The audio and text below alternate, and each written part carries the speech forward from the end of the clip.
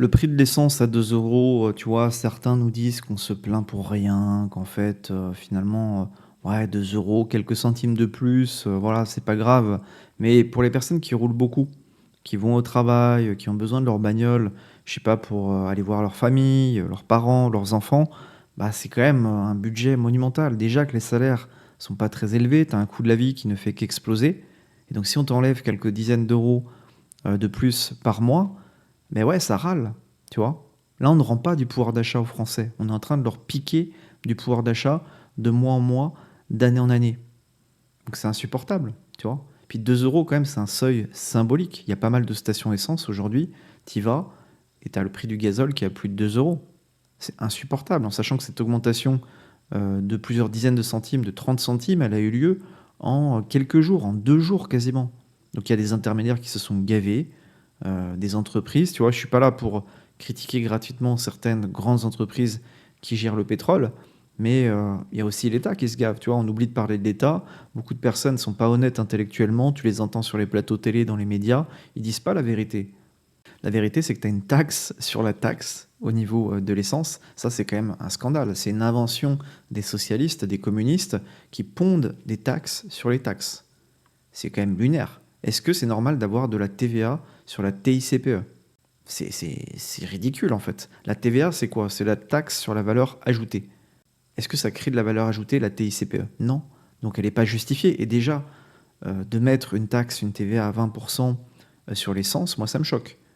Il y a beaucoup de Français, ils disent rien, mais moi ça me choque. C'est un produit de première nécessité. Normalement, la TVA devrait être à 5,5 là-dessus. Mais non, elle est à 20%. Et c'est monsieur moyen, le prolétaire, le mec qui fait pas mal de routes, qui bah, se prend ses taxes dans la figure, tu vois, dans la tronche. Donc on va écouter les propos de ce jeune homme qui nous dit que justement ces hausses de carburant, c'est pour nous tuer économiquement. Et aujourd'hui, on est dans un système oppressif. Tu vois, là, je suis en train de lire un livre en ce moment. Je suis au XVIIIe siècle dans la France des Lumières. Et il y avait moins de pression fiscale au XVIIIe siècle sous l'Ancien Régime qu'aujourd'hui. Alors oui, c'est vrai qu'au niveau des impôts, il y avait de l'injustice, c'était arbitraire, c'est-à-dire que c'était que le tiers-État, les paysans qui payaient l'impôt, le clergé et la noblesse en étaient exemptés, il y avait de l'injustice là-dessus, mais la pression fiscale sur le tiers-État au XVIIIe siècle était moindre que celle qu'on a aujourd'hui. Quand tu vois toutes les taxes qu'il y a aujourd'hui, c'est hallucinant. Tu travailles la majeure partie de l'année pour l'État. Et si tu es quelqu'un qui fait beaucoup de routes, bah, tu es directement impacté par ces hausses de carburant. C'est plusieurs dizaines d'euros, voire plusieurs centaines d'euros par mois. Et c'est quand même compliqué. Là, c'est clairement une atteinte. Là, on est clairement dans l'atteinte à la liberté de circulation. Pour moi, j'estime que augmenter le prix de l'essence et faire en sorte qu'il soit dissuasif, c'est une atteinte à la liberté de circulation, c'est une atteinte à la liberté. Et l'État, aujourd'hui, devrait diminuer drastiquement ses taxes pour faire en sorte que le prix du carburant reste stable, tu vois, à 1,70 à la rigueur, mais pas au-delà.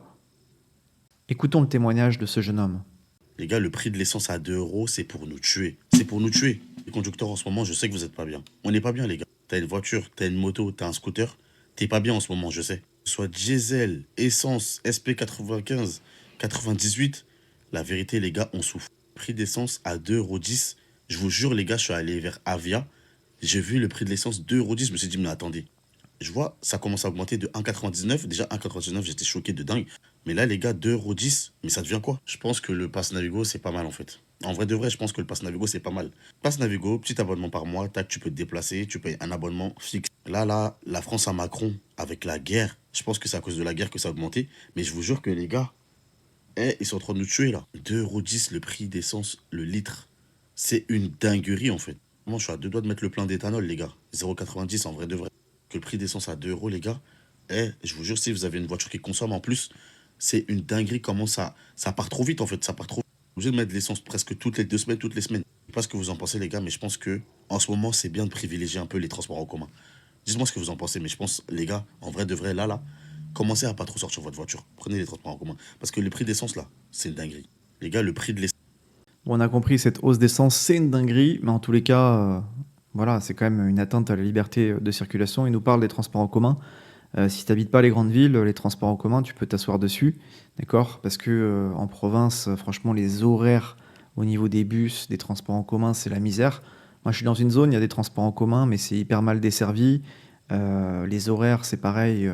Après 19h, t'as rien du tout. Donc, en fait, c'est très, très compliqué de prendre les transports en commun. Après, les bobos écolos vont nous dire de prendre le vélo. Bah ouais, mais quand tu habites en province, qu'il fait froid, il pleut, le vélo, c'est compliqué. Le vélo, c'est bien dans les grandes villes, avec des pistes cyclables, mais quand tu fais du vélo sur des départementales, sur des nationales, c'est dangereux, tu vois. Et puis le vélo, c'est pareil, il pleut, il fait froid. Là, en plus, on est au mois de mars. C'est pas l'idéal pour faire du vélo. Voilà, moi, j'aime bien faire du vélo, tu vois, mais je sais que je peux pas le prendre pour aller faire mes courses. Tu fais comment pour faire tes courses à vélo? Puis en plus, tu vas poser ton vélo devant Carrefour, devant Auchan ou devant Leclerc. Tu vas finir tes courses 1 heure après et il te manquera tes 2 roues, il te manquera ta selle. C'est du vécu, ça, hein. Donc c'est marrant parce qu'ils nous incitent, tu vois, les bobos écolos à prendre le vélo, mais il n'y a aucune sécurité. Tu peux te faire carotte ton vélo. Voilà, il suffit que tu le laisses 2 heures, 3 heures quelque part. Je te promets que ton vélo, pas forcément que dans les grandes villes, mais aussi en province, ton vélo, il y aura 1 roue en moins, une selle en moins, tu verras. Tu verras ce qui va se passer. Il y a énormément de vols. Et moi, à titre personnel, je me suis fait voler mon vélo il y a plusieurs dizaines d'années. Après, je me suis fait voler ma selle, ma roue. Donc finalement, tu prends plus de vélo, tu vois, ou tu prends les Vélib, tu vois, les vélos en libre service, mais tu ne sors plus ton vélo, tu l'attaches plus dans un lieu public puisque tu sais très bien que tu vas te le faire piquer. Donc tout le système français est conçu, si tu veux, autour de la voiture. C'est pour ça que quand tu augmentes massivement le prix de l'essence, bah, ça impacte le pouvoir d'achat des personnes, des prolétaires en fait, des personnes qui ont des salaires modestes. Et les personnes qui vont te dire, ouais, plusieurs dizaines de centimes, c'est rien du tout, ça passe, etc. Mais quand tu fais un plein, c'est plusieurs dizaines d'euros, c'est plusieurs dizaines d'euros en plus. Et sur un mois, bah, ça t'enlève du pouvoir d'achat. C'est comme si tu avais perdu, je sais pas moi, entre 50 et 100 euros de salaire. Comme ça, d'un coup, sur une crise géopolitique. En sachant que l'essence qu'on a actuellement dans nos stations essence, c'est de l'essence qui était déjà en France, tu vois. Donc il y a eu une spéculation de certaines personnes, de certains intermédiaires sur ce prix de l'essence. Et surtout, l'État se gave. L'État s'en met plein les poches puisque il y a plus de 50% de taxes sur l'essence, le gazole. Donc ça aussi, c'est un problème, que l'État se gave sur le dos des travailleurs, des prolétaires, des personnes qui ont réellement besoin de leur bagnole. C'est une injustice. Et je comprends pas que les gens ne réagissent pas, tu vois. Je comprends vraiment pas. Je pense qu'il y a beaucoup de personnes qui sont dociles, qui se posent pas de questions, qui regardent les médias mainstream et qui se font hypnotiser par toute cette propagande, cette bien-pensance. Est-ce que ça va se rééquilibrer dans les jours qui viennent au niveau du prix de l'essence? Je sais pas. Franchement, la crise géopolitique au Moyen-Orient, elle n'est pas terminée. Elle est très très loin d'être terminée. Donc je pense qu'on va avoir quelques semaines compliquées au niveau du prix de l'essence. Mais moi, j'estime qu'un prix, par exemple, pour le gazole qui est raisonnable, c'est pas plus de 1,70. Les gilets jaunes ont explosé pour moins que ça, pour un carburant qui montait à plus de 1,60. Après, il n'y avait pas que le carburant, tu vois, mais aujourd'hui, je pense que peut-être que c'est cette répression qu'il y a eu auprès des gilets jaunes qui fait rester les gens chez eux. Les gens ont peur, en fait. Tu vois, ils ont peur de la répression. Et peut-être qu'ils n'ont pas les moyens d'arrêter leur travail, ils n'ont pas les moyens de s'engager dans des mouvements de manifestation, de blocage. Mais je pense qu'il y a une peur dans la population française, une peur de la répression, parce qu'il y a eu une répression féroce pendant les Gilets jaunes. Et donc, je pense qu'il y a aussi ce facteur-là. Tu vois, pourquoi ça n'explose pas alors que le prix de l'essence est supérieur au début de la crise des Gilets jaunes? C'est parce que les gens ont peur, je pense. Partagez-moi votre avis en commentaire par rapport à tout ça. Qu'est-ce que vous pensez par rapport au prix de l'essence? Là où je suis, ça tourne aux alentours de 2 euros le litre au niveau du gazole. Il reste bien en dessous du seuil psychologique de 2 euros, donc ils l'ont mis à 1,99 pour pas que ça fasse péter des câbles aux gens. Mais quand même, c'est abusé, quoi. 2 euros le gazole, en sachant que c'est l'État qui prend plus de 50% de taxes, c'est quand même un scandale. Et on a toutes nos élites, le gouvernement, les ministres qui viennent dire qu'ils vont faire des contrôles dans les stations essence, alors que eux, ils se gavent, ils prennent plus de 50% de taxes dessus. C'est vraiment des malades, hein.